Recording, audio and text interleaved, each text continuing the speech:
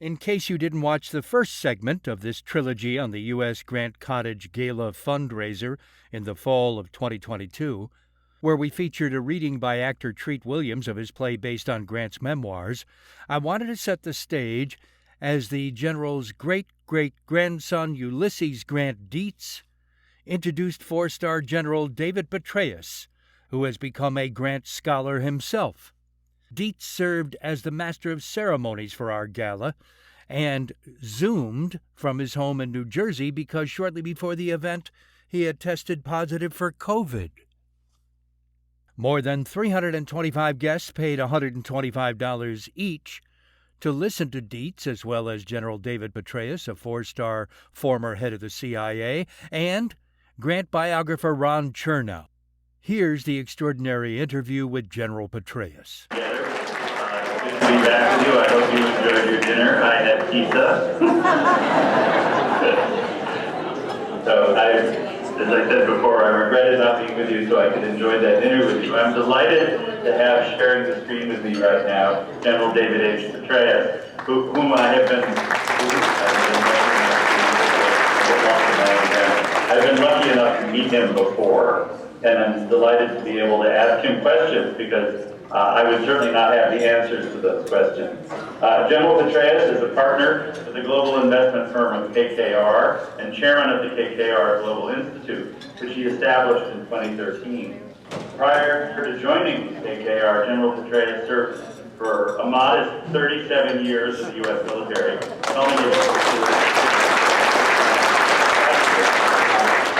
including the command of the 101st Airborne Division during the fight to Baghdad, and the first year in Iraq, command of the Multinational Security Transition Command in Iraq, command of coalition forces in Iraq during the surge, command of the U.S. Command, and command of the coalition forces in Afghanistan. That in itself is an impressive array of service. General Patraeus, not as a general, but before he was a general, graduated with distinction from the U.S. Military Academy at West Point, and subsequently been the only person in Army history to be both the top graduate of the U.S. Army Ranger School and the U.S. Army Command and General Staff College. He also then, to top this off, earned a PhD from Princeton University School of Public and International Affairs. And that is remarkable to me because I just would remind you all that during his years at West Point, Lieutenant Grant, as he was then, excelled at horsemanship, was very good at mathematics. He read a lot of the same novels I have read, and he earned a lot of demerits. So, you're rather shoddy showing in comparison with General Patraeus. I'm so glad to be with you this evening, and I will begin my questions and try to pay attention to our timing.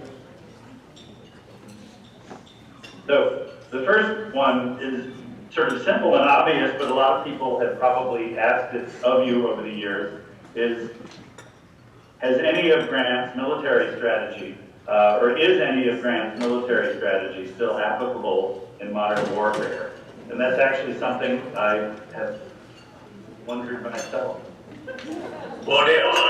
But first of all, if I could, it was great to be with you, Ulysses. Thanks very much. Thanks for the invitation, Ben. And always great to do anything on any stage with Ron Chernow, even on a virtual stage, and it's great to see you this evening as well, Ron. We can see each other now, but you can only see two of us. In essence, I'd point out first and foremost, the sheer record that Grant established in uniform is unmatched. He is the only U.S. Army general in history to be brilliant in combat at all levels of warfare. Let me explain. There are tactical, operational, and strategic levels of warfare. It's very rare, actually, that anyone actually gets to perform those all three in combat, but it's even rarer that anyone is brilliant at every one of those levels. In Grant's case, it was first the land between the lakes, Fort Donelson, where he was a one-star general, commanded several brigades. Operationally, it was Vicksburg. Now he was commanding multiple divisions, an extraordinary campaign of maneuver and risk, casting free of his supply lines, eventually investing Vicksburg after defeating all of the reinforcements in detail before turning to the siege. And then strategically, where he developed the overarching strategy for the very first time, a strategy for the entire Union campaign, east, west, south, and so forth, that literally saved the Union by ensuring Lincoln's reelection because of the victories that were achieved in Atlanta by Sherman and then in the Valley by Sheridan, and without which it is not inconceivable that McClellan could have actually won. And McClellan had said in advance he was going to sue for peace, and we would not have the Union, the Republic that we have today. So the sheer genius, again, at each of these three levels is really quite extraordinary. And I'll talk a little bit more about his excellence in performing the tasks, particularly of a strategic leader at the very top in a moment. But in terms of his strategy, it was to wage total war, to use every asset possible, to strip the enemy's territory of any means that could prolong the war. And in truth, since World War II, we've not had total war. There have always been limits of some type, geographic, certainly just in the means. We have not used nuclear weapons, even though they are in the arsenal. And there have been other restrictions and limits in various ways. But I think the idea of bringing all assets to bear, to have a comprehensive approach in every respect, to understand what the capabilities are, the limitations of them, and then to expertly deploy them in the way that Grant did is truly inspirational to those of us, frankly, who have had a similar privilege, although certainly nothing on the order of the U.S. Civil War. So, sort of as a follow-up to that, though, and this seems impertinent to me, but I didn't write the question. Did you find yourself in the field emulating any of Grant's strategies during your own military career? I did, and first, here's where I want to talk about the tasks of a strategic leader and the way he performed them so magnificently, and I sought to do the same. I tried, certainly. So the first task of a strategic leader, this is the person at the very top. It's where I was, frankly, during the surge in Iraq, in particular. You've got to get the big ideas right, the strategy right. He did this, again, for the very first time in the entire conduct of the war. A number of generals had tried before him. McClellan had 2 shots at the title, and they all failed to achieve the kind of overarching strategy that Grant developed that ultimately, of course, succeeded. Then, having designed, identified the right big ideas, the right strategy, you have to communicate that effectively through the breadth and depth of the organization. In this, he had, again, just sheer genius, his ability to see a battlefield, how it would unfold in time and space, and to then communicate that to each of the individual. This is in a day where commanders wrote their own orders, and the aides actually didn't help write. They didn't have the big staffs that I was privileged to have in Iraq and Afghanistan and Central Command. They have just aides that basically take the communications, copy them for the record, and then send them out, ensure that they get to the right commander on the battlefield. And again, that was something very, very special. And we'll come back to his communication skills, I'm sure. And then his ability to oversee the implementation of the big ideas, to be at the right place at the right time, frankly, his courage on the battlefield, his imperturbability, the example, the energy that he provided in a very modest and humble, understated way, yet it was still there. And then, frankly, his ability to determine how to refine the big ideas and to do this again and again and again, really quite unparalleled throughout all of our military history. But there is more. The qualities and attributes that he also demonstrated, in particular, the sheer indomitable will that he had. And I'll give 2 examples of this. The first was at Bloody Shiloh. That was arguably his least distinguished battle. He and Sherman were surprised by the Confederates on the first day, almost driven back into the Tennessee River. They're literally clinging to the riverbank. It's night, there's a slight rain. He's standing under a tree with the ever-present cigar in his mouth, stump of a cigar. He's got a slouch hat. The rain is slightly dripping off it. All the cover was being used for makeshift hospital facilities. He can hear the cries of wounded still on the battlefield, others as their limbs are being hacked off. And Sherman comes out of the dark and he says to him, well, Grant, we had the devil's own day today, didn't we? And Grant takes a cigar out of his mouth and says, yep, lick 'em tomorrow, though. That became a metaphor, actually, in Iraq. We had some very, very tough days. And after the first horrible one of those, where over 160 innocent civilians were killed in 3 separate suicide bombings in markets just in Baghdad, I recounted that story, and lick 'em tomorrow became a bit again of a watchword for us. But then the other one that Ron, I'm sure, recalls so well was after the early battles in the wilderness. He communicates to Lincoln and says, essentially, I intend to fight it out all summer on this line if that's what it will take. And he fought all summer, all fall, all winter, and into the spring until April 1865 and the climatic arrival at Appomattox. But that kind of attitude is really, really important, especially, as I said, on the tough days. And I was reading Bruce Catton's book, Grant Takes Command, during the early months of the surge. Something I didn't think I was going to. I started, and I got so enthralled by it, literally a couple pages a night, and it falls out of your hand because you're so tired.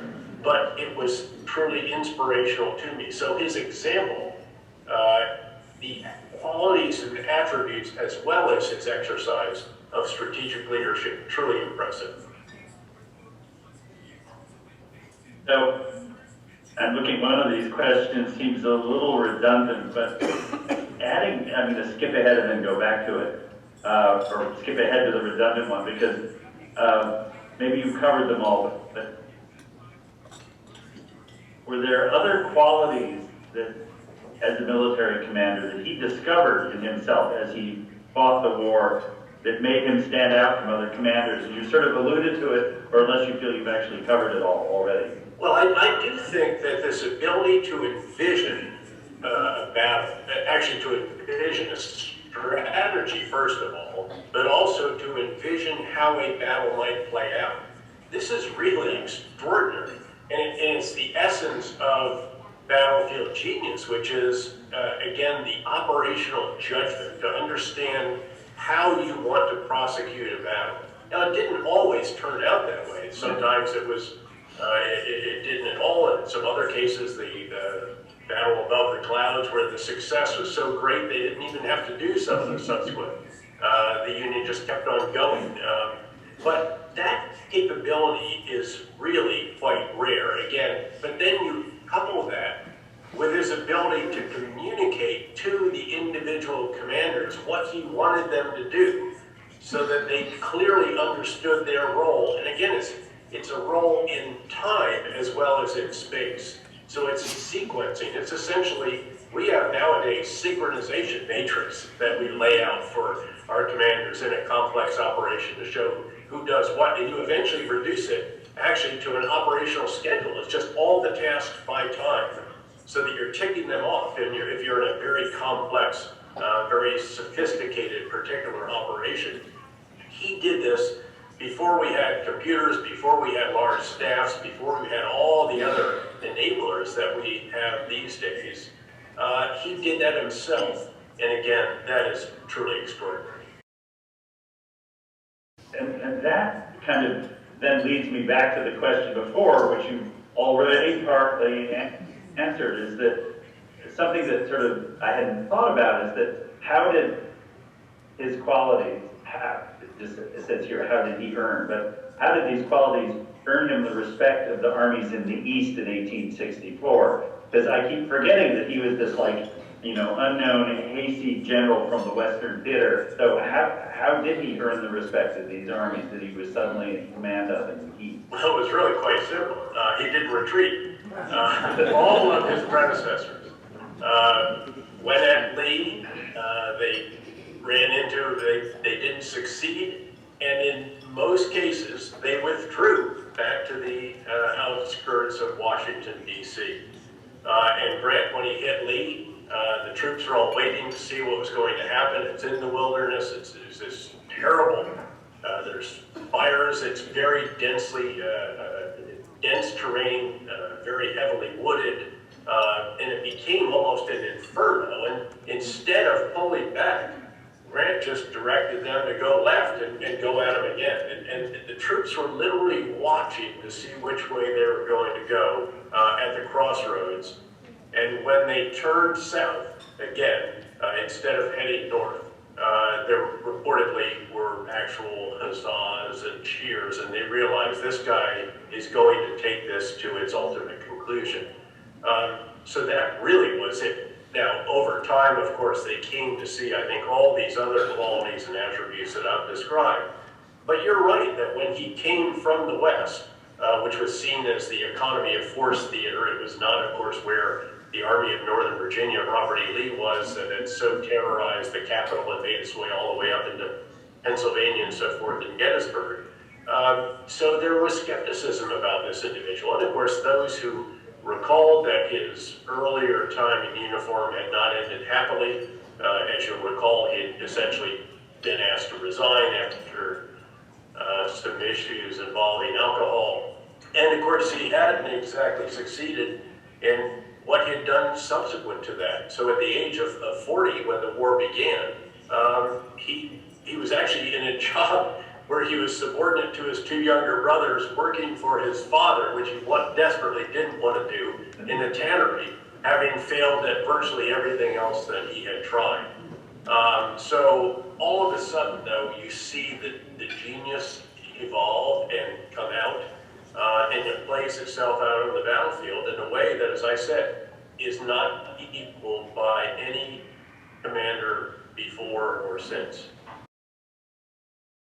Sort of then jumping ahead to the end of, I was lucky enough to hear Treat Williams read or give this presentation that really focused on the end of the war and on the surrender at Appomattox, and a very familiar scenario that any of us who know anything about the Civil War have heard about, which is his treatment of the defeated Confederates, first at Fort Donelson, then at Vicksburg, and finally at Appomattox. And what does that reveal about him and about his view of the war and its combatant?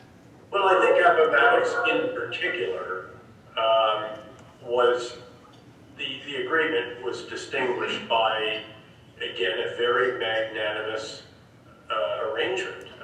He allowed the Confederates to retain their horses and mules. The officers could keep their sidearms.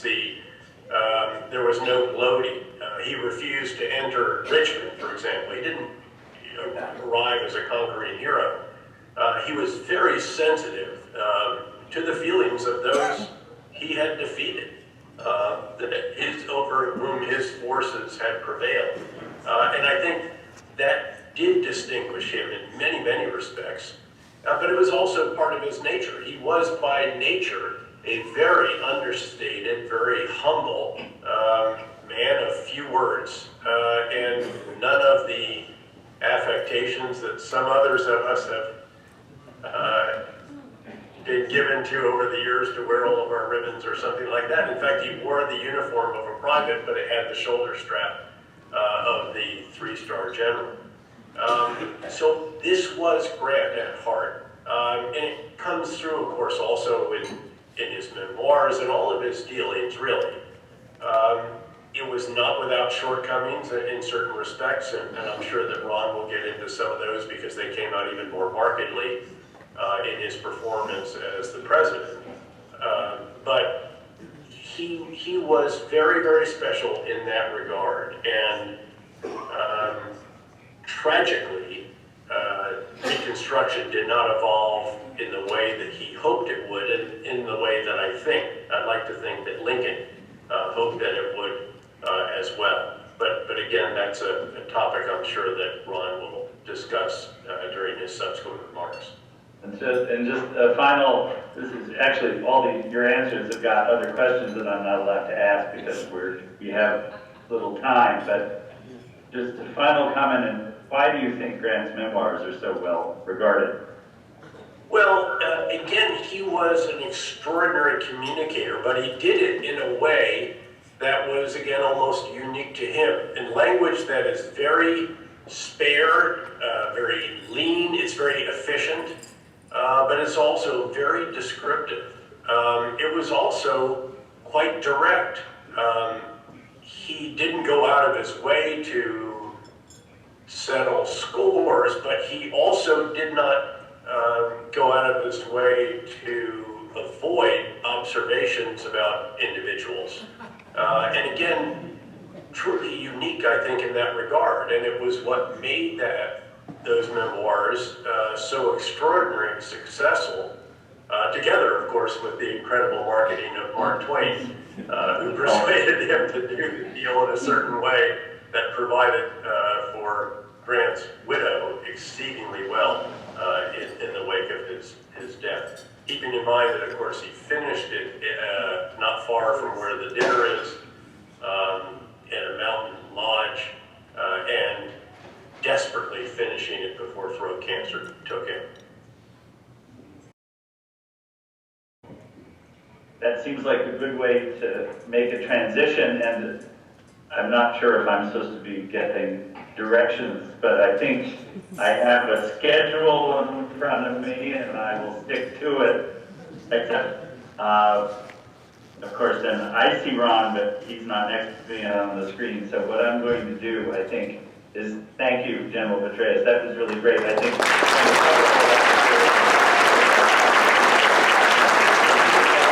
Thank you, General Patraeus. Great to be with you, and Ron, great to see you again. Same, General.